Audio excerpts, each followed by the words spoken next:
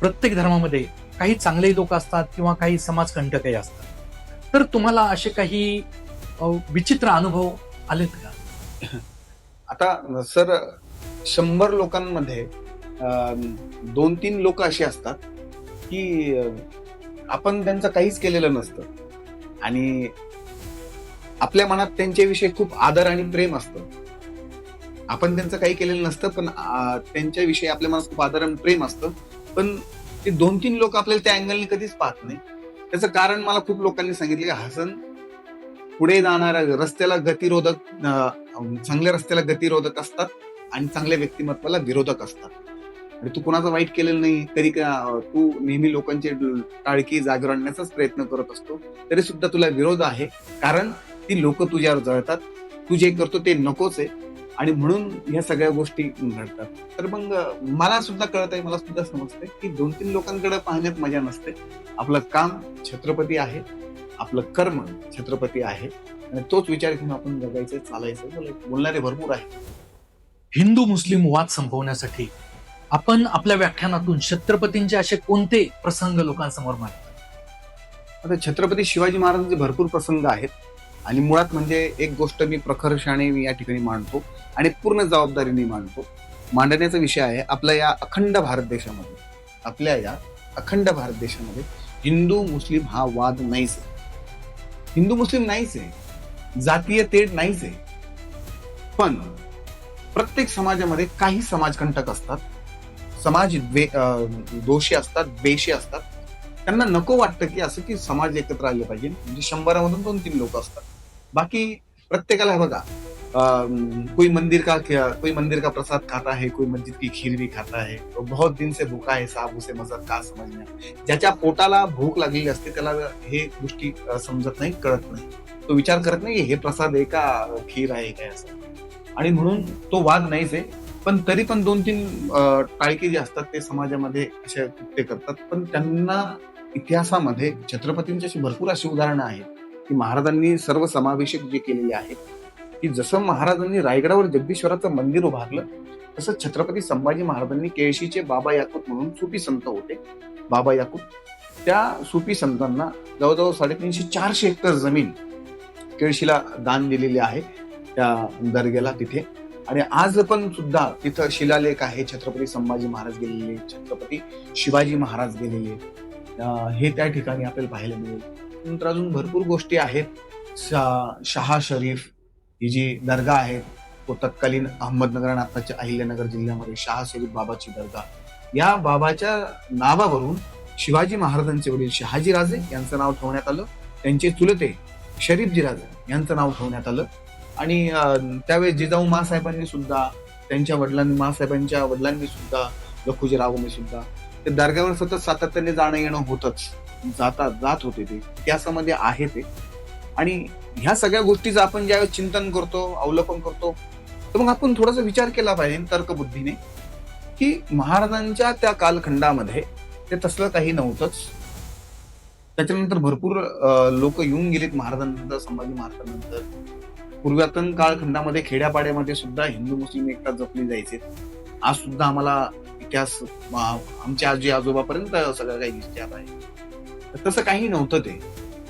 प्रत्येक धर्मात काहीतरी विचित्र लोक असतात. जसं आपण पाहतोय काही रील्स फिरल्या, काही लोक ब्रेड असतील, बिस्किट असतील, त्याला थुंकी लावतात आणि ते समाजात पसरवतात. तर अशा काही विचित्र प्रवृत्ती यांनी आपल्याला आजपर्यंत कधी विरोध केला की अरे बाबा तू हे कशाला करतो, तू हे करू नकोस, असे काही प्रसंग जाणवले? आता मी बोललो की आपण कोणती पण गोष्ट ज्यावेळेस आपण करतो किंवा कोणत्याही गोष्टीचं आपण ज्यावेळेला अवलोकन करतो किंवा पाहतो, त्या पाहिल्यानंतर आपण आपल्या बुद्धीचाच उपयोग त्या ठिकाणी केला पाहिजे.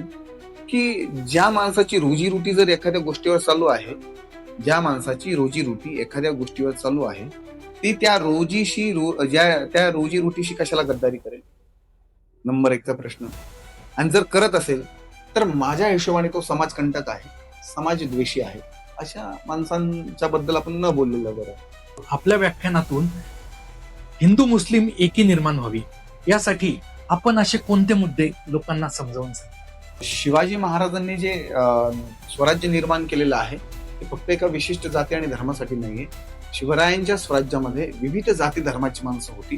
शिवाजी महाराजांच्या स्वराज्यामध्ये बहिर्जी नाईक सारखा रामोशी समाजातला स्वराज्याचा तिसरा डोळा म्हणून आपण या ठिकाणी इतिहासामध्ये बघू शकतो. त्याच्यानंतर शिवा काशीद म्हणून न्हावी समाजाचे होते. त्याच्यानंतर दौलत खान आरमाराचे प्रमुख मुस्लिम होते ते. त्याच्यानंतर अजून इब्राहिम खान म्हणून होता. तो छत्रपती शिवाजी महाराजांच्या 10 अंगरक्षकापैकी एक अंगरक्षक होता मुस्लिम. प्रतापगडाच्या रणसंग्रामाच्या वेळेस अफजल खानाचा कोथळा ज्या वेळेस 10 नोव्हेंबर 1659 साली महाराजांनी प्रतापगडाच्या पायथ्याला फाडला होता, त्यावेळेस 10 अंगरक्षकामध्ये इब्राहिम खान नावाचा मुसलमान इतिहासामध्ये आहे ते. आणि अंगरक्षक काय करू शकतो हे इंदिरा गांधींपेक्षा कोणाला माहिती जास्त आहे. आणि एवढा महत्वाचं पद म्हणून 10 अंगरक्षकांमध्ये इब्राहिम खानला त्या ठिकाणी चूज केलेलं होतं महाराजांनी. आणि या सगळ्या गोष्टी लोकांपर्यंत जाणं गरजेचं आहे. म्हणजे इथं पहा तुम्ही, महार, मांग, कोळी, कासार, सुतार, चांभार, न्हावी ही सगळी माणसं महाराजांनी हिरलेली होती, निरखलेली होती, पारखलेली होती आणि महाराजांनी जवळ केली. महाराजांचं स्वराज्य एका विशिष्ट जाती आणि धर्मासाठी असतं, तर त्या विशिष्ट जाती धर्माचीच माणसं त्या ठिकाणी पाहायला मिळालेली असतात. दारुगोळ्यांचे प्रमुख सुद्धा एक मुस्लिमच होते, ते पण बरोबर आहे का? इतिहासामध्ये मतमतांतर आहेत.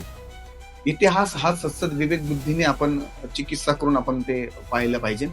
आणि सगळ्या जाती धर्मातली थोडी थोडी माणसं होती. मी असं म्हणलं की शिवाजी महाराजांच्या स्वराज्यामध्ये 60% मुसलमान होते, मग बाकीचे कुठे गेले होते?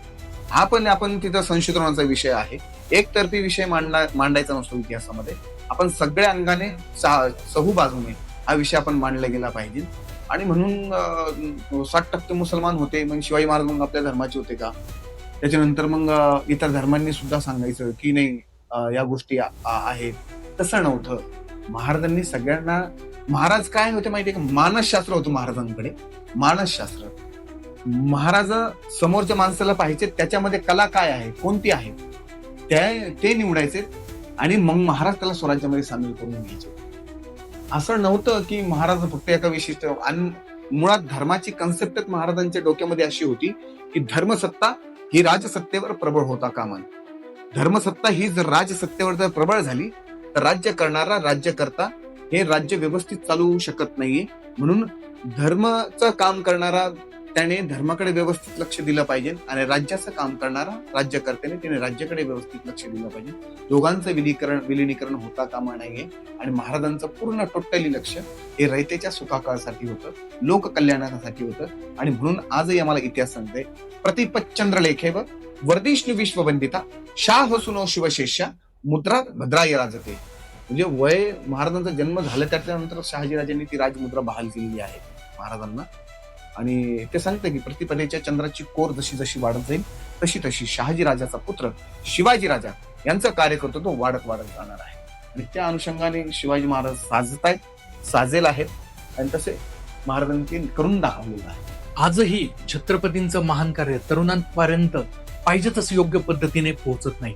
आजचे राजकारणी स्वतःच्या स्वार्थासाठी अमुक व्यक्ती आमचा, अमुक व्यक्ती याच धर्माचा, तर हे संकुचित प्रकारचं राजकारण हे चुकीच्या दिशेला चाललं असं आपल्याला वाटतंय का? हा, 100%. कारण कोणताही महापुरुषाला आपण जर एका चौकटीमध्ये बंदिस्त करून ठेवलं ना तर त्याची महती लोकांपर्यंत जात नाहीये. आणि आजकाल आम्ही पाहतोय एवढे गडकोट किल्ले महाराजांनी त्या कालखंडामध्ये तयार केलेले आहेत, बांधलेले आहेत, जिंकलेले आहेत. आज त्या गडकोट किल्ल्यांची परिस्थिती काय आहे याचा विचार करणार आहोत नाही आपण.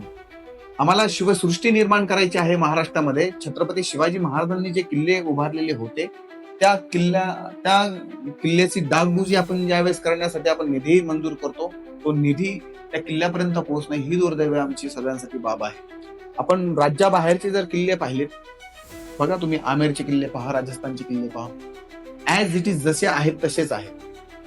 आपल्या इकडचे किल्ले तर ठीक आहे की आपल्या मावळ्यांनी शौर्य त्या ठिकाणी दाखवलं, आपल्या छाताड्याचे कोट केलेत, ढाल बनवलेत आणि त्या प्रत्येक किल्ल्याला वाचवण्याचा प्रयत्न केला, एकही बुरुज ढासवून दिला नाही. ही आपली शौर्याची महती आहे, त्याच्यात शंका नाहीये काही.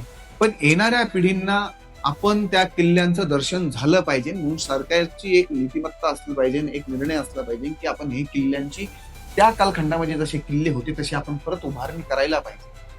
हे दुर्दैव आहे सगळ्यांचे. आजची जी भरकटलेली पिढी कोणताही व्यक्ती पहा, 4 मित्र बसले की प्रत्येकाच्या हातात मोबाईल असतो. तर अशा भरकटलेल्या तरुणांनी छत्रपती शिवरायांकडून सर्वात पहिलं काय शिकलं पाहिजे? छत्रपती शिवरायांकडून सगळ्यात पहिला आपण दूरदृष्टी शिकली पाहिजे. येणाऱ्या पिढ्या निपाजल्या तरी आपण त्या येणाऱ्या पिढ्यांना त्याचा लाभ मिळता आला पाहिजे. हे शिवरायांची दूरदृष्टी होती. आजही आपण गडकोट किल्ल्यावर जर गेलो आपण, तिथं अनेक ठिकाणी दुष्काळ पाहायला मिळेल आपल्याला राज्यामध्ये, पण गडकोट किल्ल्यांवर तुम्हाला ते प्रत्येक ठिकाणी पाणी पाहायला मिळेल. रायगडावर जा, राजगडावर जा, शिवनेरी किल्ल्यावर जा, नळदुर्ग किल्ला जो आहे तिकडे जा, इकडं संभाजीनगरमध्ये तत्कालीन औरंगाबाद आणि आत्ताचं संभाजीनगर, तिथं दौलताबाद किल्ला आहे, देवगिरी किल्ला, ती राजधानी होती आपल्या स्वराज्याची पूर्वीची. तर तिथं सुद्धा तुम्हाला पाणी पाहायला मिळेल. त्याचं कारण असं होतं की महाराजांनी पाण्याचं ठिकाण पाहून गडकोट किल्ले उभारली, ते जतन केले. ती दूरदृष्टी होती महाराजांची. म्हणून आज सुद्धा आम्हाला किल्ल्यावर पाणी पाहायला मिळत आहे. आज दुष्काळ पडला तर आम्हाला टँकरने पाणी वाहावं लागतं. आम्ही काय घेणार आहोत शिवचरित्रातून? द्वेष, जात धर्माच्या पलीकडे आम्ही शिकणार नाहीत का? राजकारण येतं, निवडणुका येतात, नेते येतात, शिवाजी महाराजांची आण घेतात, बाबासाहेब आंबेडकरांची आण घेतात, शपथी घेतात, जयघोष करतात. ह्या गोष्टी नाही महाराष्ट्राला किंवा महापुरुषांच्या विचारला साजर असेल. आज समाजात विकृती इतकी वाढली आहे की कमी वयाच्या मुलींवर सुद्धा वयस्कर लोकांकडून अत्याचार होत आहे. तर अशा लोकांचे कान उघडावे, डोळे उघडावे, यासाठी शिवरायांचा कोणता मूलमंत्र तुम्ही तुमच्या व्याख्यानातून समाजापुढे मांडू इच्छिता? आहेच. कारण जोपर्यंत असे कडक कायदे तयार होत नाही निर्भीडपणे. अक्षय शिंदे म्हणून एक व्यक्ती होता मुंबईचा, त्याने एका 3 वर्षाच्या मुलीवर बलात्कार केला. त्याला फाशी देण्यात आली. आता अवघ्या काही महिन्यामध्येच, 6 महिन्याच्या आतमध्येच फाशी देण्यात, तात्काळ निर्णय घेण्यात आला. असे तात्काळ निर्णय एका मागो एक झाले पाहिजेत. जोपर्यंत असे निर्णय होत नाही तोपर्यंत आपला समाजातली बुरसटलेली विचारसरणी ही सुधरू शकत नाहीये. आणि म्हणून महिलांना सुरक्षित, आम्हाला 1,500 रुपये महिना नको, पण आमच्या महिलांना सुरक्षता पाहिजे. 1,500 रुपये महिना आमचं सरकार देतो, बिचारा देता येते, परंतु त्याच्यापेक्षाही आमचा शील महत्वाचा आहे, आमची इज्जत महत्वाची आहे आणि शासनाने त्या पद्धतीने पावलं टाकली. आजचीच घटना आहे. एका नगरसेवकाने एका स्त्रीवर हात उचलला. या अशा लोकांवर कारवाई होणार आहे का नाही? मग आपण छत्रपती शिवाजी महाराजांच्या महाराष्ट्रामध्ये जर आपण राहत असू तर ह्या गोष्टी नाही घडल्या पाहिजेत. जरी घडल्या तर त्याला जिथे आहे तिथे शिक्षा फरमावली पाहिजे, जसं महाराजांनी त्या काळामध्ये केलेलं होतं. जिथं असेल तिथं महाराजांनी हातपाय कलम केले, विचार नाही केला. अहो, हबसी लोक यायचे महाराष्ट्रामध्ये त्या काळामध्ये, महाराजांच्या विरोधात जाणारे किंवा महाराजांविषयी षड्यंत्र करणारे अशी लोक असायची की महाराजांनी त्यांचे हातपाय बांधले, मुंडकं बांधलं, चेहरा बांधलेला होता, बांधायचे तर महाराज इतके मारायचे की परत त्यांनी छत्रपती शिवाजी महाराजांच्या महाराष्ट्राकडे पाहता कामा नये. मग त्यांना वासोटेचा किल्ला असेल, त्या किल्ल्याच्या अवतीभोवती, किंवा मग साताऱ्यामध्ये जो वाईचा किल्ला असेल तिथं जंगल असायचं, त्या जंगलामध्ये महाराष्ट्रांना तिथं सोडून द्यायचे. मग ते जिवंत आहेत की नाही हे त्या जंगलाशिवाय आणि त्या जंगलातल्या जनावरांशिवाय कोणालाच माहिती पडायचं. महाराजांनी अशी जरब केलेली होती. महाराजांनी फक्त ढाल आणि तलवार घेऊन युद्ध केली नाहीत. महाराजांनी लोकांच्या सोबत माणूस कसा आहे, जसा माणूस असेल तसं महाराजांनी वागणूक त्या ठिकाणी समोरच्या माणसाला दिली आहे. स्त्री सन्मानाचा जागर करणारे फक्त छत्रपती शिवाजी महाराज होते. शेतकऱ्यांवर जीव वळवून टाकणारे छत्रपती शिवाजी महाराज होते. कलाकारांवर प्रेम करणारे सुद्धा छत्रपती शिवाजी महाराज होते. भगत, गोंधळी, शाहीर गडावर यायचे, महाराज मोठ्या सन्मानाने त्यांचा सन्मान करायचे. हे शिवस्वराज्य होते. आज जपान, इस्रायल या देशांना कळालं की छत्रपती शिवाजी महाराज काय आहे, तर आपल्या अभ्यासक्रमात सुद्धा मुलांपर्यंत हे पोहोचणं तितकंच गरजेचं आहे का? पोहोचणं गरजेचं आहेच. कारण शिवरायांशिवाय, छत्रपती शिवाजी महाराजांच्या इतिहासाशिवाय महाराष्ट्राचा इतिहासच पूर्ण होऊ शकत नाहीये. आणि 4 शब्दामध्ये छत्रपती शिवाजी महाराजांना शिक्षक विद्यार्थ्यांना इतिहास समजून सांगू शकत नाहीये. तर महाराजांचा जो इतिहास आहे हा पुरेपूर त्या विद्यार्थ्यांपर्यंत गेला पाहिजे, ही सगळ्यात महत्वाची बाब आहे. आज हिंदू आणि मुस्लिम या समाजामध्ये सर्वात मोठा गैरसमज कोणता आहे? तसं पाहायला गेलं ना तर दोन्ही समाजामध्ये सुद्धा गैरसमज आहे. ऍक्च्युली मी मुस्लिम आहे, पण मला माहिती आहे की माझ्या हिंदू धर्मामध्ये काय शिकवलं जातं, काय लिहिलं जातं, काय वाचलं जातं, त्यांची संस्कार संस्कृती काय आहे हे मी अभ्यासलेलं आहे. मी मुस्लिम आहे, मला माहिती आहे की मुस्लिम समाजामध्ये काय शिकवलं जातं, काय लिहिलं जातं, काय संस्कार आहे, काय संस्कृती आहे. मी विविध धर्म आणि जातीचा अभ्यास करणारा माणूस आहे मी. कारण माझी बुद्धी ही माझं डोकं हे माझ्या धडावर आहे आणि माझं धड मला सांगतं की तू तुझ्या बुद्धीने विचार कर आणि तसा अभ्यास कर. कारण इथं विषय येतो सर की ज्या माणसाला स्वतःच्या धर्माचा अभिमान असतो तो माणूस दुसऱ्याच्या धर्माचा तिरस्कार कधीच करत नाही. आणि जो माणूस दुसऱ्याच्या धर्माचा तिरस्कार करतो त्या माणसाला स्वतःच्या धर्माविषयी काहीच वाटत नाही. म्हणून मी लहानपणापासून आतापर्यंत माझे सगळे मित्र हे हिंदू समाजातले आहे, आदिवासी समाजातले आहे, माकन समाजातले आहे, बौद्ध समाजातले आहे. आणि इथं माझा पॉडकास्ट, आपला जो पॉडकास्ट आहे, या पॉडकास्ट मध्ये सगळी विविध जाती धर्मातली लोक पाहणारे आहेत. हा पॉडकास्ट इथं मी जे बोलतोय ना, मी ते ऑन कॅमेरा बोलत आहे आणि हे बोलताना त्यांना सुद्धा वाटतं नाही यार हसन बोलतायत हे बरोबर बोलतात. कारण माझं कॉन्ट्रीब्युशन मला माहिती आहे की माझ्या समाजामध्ये काय आहे. माझा समाज म्हणजे फक्त एक विशिष्ट समाज नाही, मुस्लिम समाज. माझा समाज म्हणजे 18 पकड जाती 12 बलुतेदार, हिंदू मुसलमान, महार मांग कोळी कसा सुतार समाज, ही सगळी माझे भावंड आहेत सगळे. तर आपण एकमेकाशी प्रेमाने वागलं तरच आपला देश महासत्ता होईल, अन्यथा महासत्ता होण्याचं स्वप्न आपण सोडून द्या. हिंदू धर्माबरोबरच मुस्लिम समाजाचे चांगले विचार हे समाजापुढे यावेत यासाठी काय केलं पाहिजे? आता ज्याचं जे कर्म आहे त्यांनी ते कर्म ते केलं पाहिजे. आता माझं कर्म हे छत्रपती शिवाजी महाराज सांगणार आहे, तर सो मी ते करतोय. महापुरुषांचे विचार मांडणे आहे. मग त्याच्यामध्ये बाबासाहेब आंबेडकर असतील, अण्णाभाऊ साठे असतील, अहिल्याबाई होळकर असतील, सावित्रीबाई फुले असतील, महात्मा ज्योतिबा फुले यांचे विचार मांडण्यासाठी माझा जन्म झालेला आहे. आणि मग धर्म ह्या सगळ्या गोष्टी विचार मांडण्यासाठी त्या धर्मातले त्या धर्मगुरूंचं काम आहे की आपण लोकांपर्यंत आपल्या धर्माचा प्रचार केला पाहिजे, प्रसार केला पाहिजे. आता उदाहरणार्थ जसं कीर्तन होतात, भारुडं होतात, प्रवचन होतात, तसेच इतर धर्माचे सुद्धा झाले पाहिजेत. 4 भिंतीच्या आतमध्ये कोणतीही गोष्ट आपण नाही केली पाहिजे, मला असं वाटतं. आणि आपल्या धर्माच्या व्यतिरिक्त सुद्धा इतर धर्माच्या लोकांपर्यंत आपले विचार प्रगल्भपणे गेले पाहिजे. त्यावेळेस ही दरी मला असं वाटतं की कमी होऊ शकते. व्याख्यान नसताना हसन सय्यद नेमकं कसे असतात? माझ्याकडे जे पुस्तक असतात ते पुस्तक वाचतो. त्याच्यानंतर बाकीचे मालपानी उद्योग समूहामध्ये मी जॉब पण करतो. जॉब पण चांगला आहे माझा जॉब, म्हणजे बोलण्याचं काम आहे तिथं. पण फक्त फील्ड थोडंसं वेगळं आहे. फील्ड म्हणण्यापेक्षा आता जसं इथं कुर्ता वगैरे हे सगळ्या गोष्टी लोकांना पाहायला मिळतात, तर मग तिचं थोडंसं ड्रेसिंग कोड पण वेगळा आहे. ड्रेसिंग कोड म्हणजे चांगला आहे कारण ते एक कला आहे. कारण मी माझ्या क्षेत्रामध्ये ज्यावेळेस मी काम करतो, वक्तृत्व असेल, अभिनय असेल, नृत्य असेल, त्याच्यानंतर अजून लिखाण असेल, मी या सगळ्या गोष्टीमध्ये मी केलेलं आहे. काही शॉर्ट फिल्म मध्ये पण काम केलेलं आहे. म्हणजे माझं अंग हे सांस्कृतिक कलेशी निगडीत आहे. मग त्या अनुषंगाने आपण जसं आपल्याला भूमिका मिळेल त्या भूमिकेने आपण आपला न्याय द्यायचा आपण प्रयत्न केला पाहिजे. मग मी माझे मालपानी उद्योग समूहाचं एक थीम पार्क आहे, तिथे मी जॉब करतो आणि छान आहे. आपली कला आपल्याला त्या ठिकाणी प्रेझेंटेशन करायला यापेक्षा चांगला अनुभव काय असला पाहिजे किंवा यापेक्षा आशीर्वाद काय असला पाहिजे कला देवतांनी. व्याख्यानाबरोबर आपण आणखी वेगवेगळे देखील मार्गदर्शन करता, त्याबद्दल थोडी माहिती काय सांगाल? मी व्याख्यानाच्या व्यतिरिक्त बाकीचे पण जसं भारूड असेल किंवा मग एखादं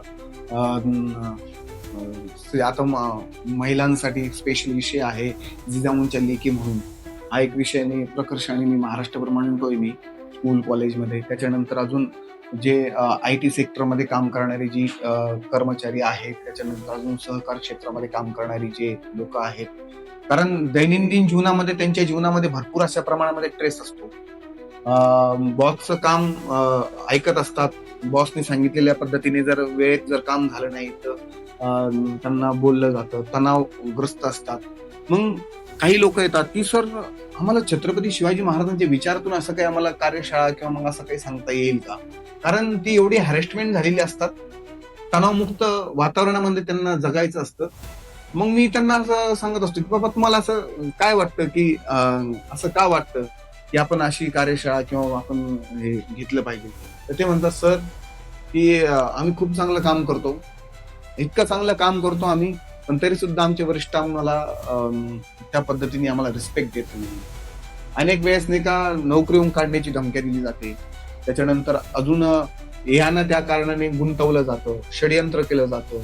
मग आम्हाला तणावमुक्त राहायचं आहे, आम्हाला काम करायचं आहे, आम्हाला आमचा प्रपंच चालवायचा आहे. मग आम्हाला त्यात फ्रेशनेस वाटलं पाहिजे, म्हणून याच्यावर तुम्ही काय मार्गदर्शन करू शकता. मी म्हटलं अरे आपण मार्गदर्शन करायलाच आहोत. आणि मग शिवाजी महाराजांचा आपण त्या कालखंडामधले आपण खूप असे मुद्दे घेतो की आग्रह सुटका असेल. महाराज त्यावेळेस हॅरेसमेंट व्हायच होते ना, पुरंदरचा तह असेल किंवा मग अजून प्रतापगडाचा रणसंग्राम असेल, हे सगळं तणावग्रस्त संघर्ष याच्यातून महाराजांची वाटचाल चालू होती.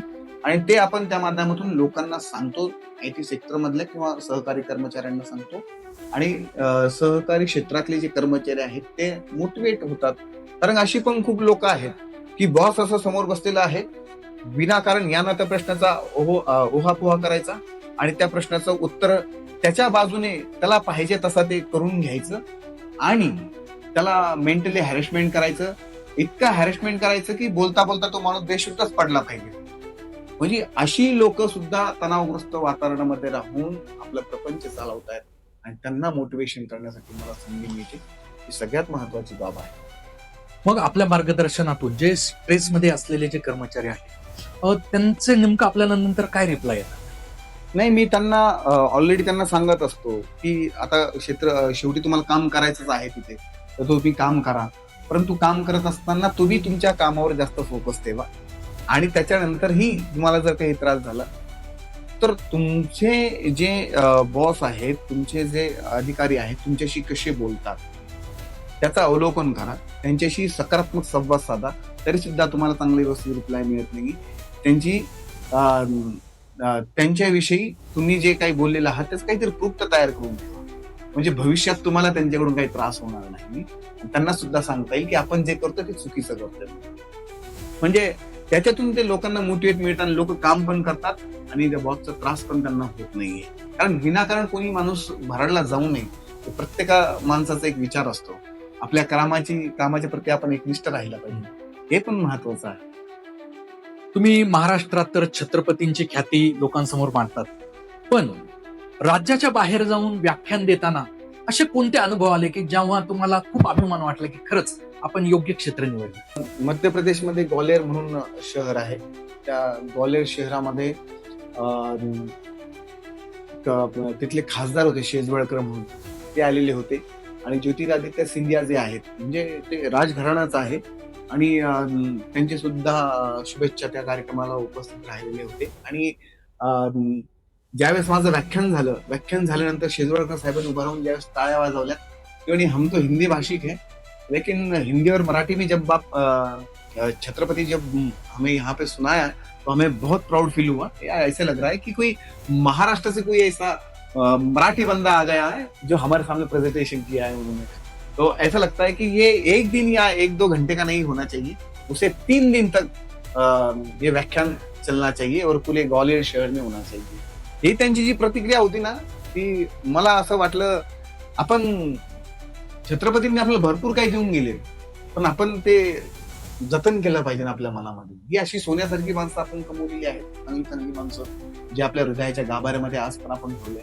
आज समाज म्हणून आपण एक चांगलं वागलं पाहिजे, चांगलं बोललं पाहिजे, चांगले विचार समाजापर्यंत आपण ज्यावेळी घेऊन जातोय तेव्हा हे भाग्य आपल्या नशिबात पडतं. अन्यथा समाज तुम्हाला फालतू डोक्यावर घ्यायला तयार नाही. एक शिवव्याख्याता म्हणून तुमचं आयुष्यातलं सर्वात मोठं ध्येय, स्वप्न काय आहे?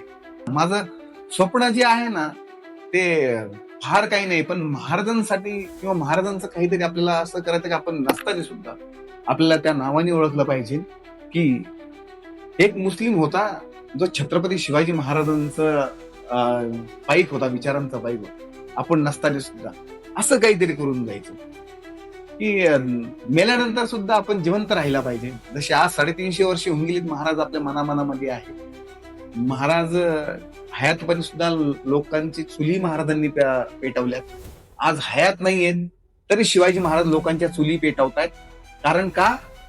की महाराजांचं नाव एवढं मोठं आहे ना की ही राजकारणी लोक सुद्धा महाराजांचं नाव घेऊनच त्यांचे सगळे कार्यकिर्दी चालू आहे. आणि माझ्यासारख्या सर्वसामान्य शिवभक्ताचं सुद्धा ते चालू आहे. आपण काय फार वेगळं देत नाही, पण महाराज आपण अभ्यासतोय, विचार करतोय, संशोधन करतोय. अजून सुद्धा आपल्याला महाराज लोकांपर्यंत पोहोचायचे आहे. जाती जातीमध्ये, धर्मामध्ये ते निर्माण करून महाराज नाही पोहोचू शकत. आम्हाला एकत्र येऊन महाराज वाचावं लागणार आहे शिवचरित्र. आज काही लोक स्वार्थासाठी समाजात जे काही जातीवाद तेढ निर्माण करताय, तर या माध्यमातून तरुणांनी भरकटू नये म्हणून तरुणांना तुम्ही काय संदेश द्या? तरुणांनी सगळ्यात महत्वाचं म्हणजे शिक्षणाकडे फारसं लक्ष दिलं पाहिजे. कारण आपण ज्यावेळेस शिक्षणाकडे वळतो त्यावेळेस आपल्याला आपल्या स्वतःची बुद्धी सकारात्मक विचार करायला भाग पाडते. आणि ज्यावेळेस आपण सकारात्मक विचार करतो त्यावेळेस आपल्याला समाजामध्ये चांगलं आणि वाईट या सगळ्या गोष्टीचं आपल्याला अवलोकन होतं. आणि ज्यावेळेस आपल्याला अवलोकन होतं त्यावेळेस आपण योग्य ट्रॅकिंग, योग्य दिशेने चाललेलो आहोत. सर, जपान, चीन मध्ये लहान लहान टाबरी पोरं जी आहेत ना, ती मोबाईल बनवतात आणि आपली इथले पोरं त्यांचा मोबाईल घेतात आणि त्याच्यावर लुडो, पबजी खेळत असतात. ही सगळ्यात अभ्यास करण्याची गोष्ट आहे. म्हणजे आपण आपला देश कोणत्या दिशेला घेऊन चाललेला आहोत ही याच्यावर आपण चिंतन करणं गरजेचं आहोत. आपण आज 20, 25, 30 वर्ष झालं तरी आपल्या पोरांची लग्न झालेली नाहीये. का नाही झाली? कारण आपण शिक्षण नाही. मुली शिकायला लागल्यात. ज्या मुली शिकतात त्यांच्यावर बलात्कार होत आहेत, अत्याचार होत आहेत. म्हणजे आज आमची मुलांची लग्न नाहीयेत, शिक्षण नाहीयेत आणि वय वर्ष 35-40 झाल्यानंतर त्यांचं लग्न होणार आहेत का? मग आपण आपल्या करिअरकडे लक्ष देणं गरजेचं आहे. आणि त्या सगळ्यात करिअरकडे लक्ष देण्याआधी प्रत्येक आईबापानं त्या मुलाकडे लक्ष देणं गरजेचं आहे. त्यांच्या घरामध्ये चांगले संस्कार आपल्या लेकरांवर घडवणं गरजेचं आहे. आणि ते घडवण्यासाठी छत्रपती शिवाजी महाराजांचं शिवचरित्र त्यांच्या हातात द्या, तरच आपली मुलं घडतील. नाही तर घडू शकत नाही. नाहीतर आमची पिढी अशीच वाया जाऊ शकते. ही सगळ्यात महत्वाची बाब आहे. आजच्या तरुण पिढीने शिवरायांच्या चरित्रातून अशा कोणत्या चांगल्या गोष्टी घेतल्या पाहिजे ते तुम्ही थोडक्यात प्रेक्षकांसमोर मांडू शकता? शिवचरित्रातून फक्त तुम्ही काहीच घेऊ नका. शिवचरित्रातून फक्त शिवाजी घ्या. शी म्हणजे शिकणे, वा म्हणजे वागणे, जी म्हणजे जिंकणे. जो शिकतो तसं वागलं तरच तो जिंकतो. म्हणजे शिवाजी महाराज हे 3 अक्षरांचं मूलमंत्र असं आहे की तुम्हाला कसं जगावं ते शिकवतं आणि कसं मरावं ते शिकवतं.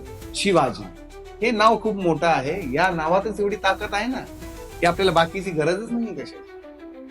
महाराष्ट्रातील प्रसिद्ध शिवव्याख्याते हसनजी सय्यद सर यांनी आपल्या समोर अतिशय सुंदर पद्धतीने आपले विचार मांडले आणि आपल्या प्रबोधनाच्या माध्यमातून ते फक्त महाराष्ट्रात नाही तर महाराष्ट्राच्या बाहेर सुद्धा छत्रपतींचं महान कार्य मांडण्याचा एक छोटासा प्रयत्न करताय. हसनजी, आपण आमच्या 0 to Hero with Anil Yewale या पॉडकास्टमध्ये आलात आणि आमच्या प्रेक्षकांशी अतिशय दिलखुलास गप्पा मारल्यात. याबद्दल आपले खूप खूप आभार व्यक्त करतोय. धन्यवाद. धन्यवाद. जय शिवराय, जय महाराष्ट्र.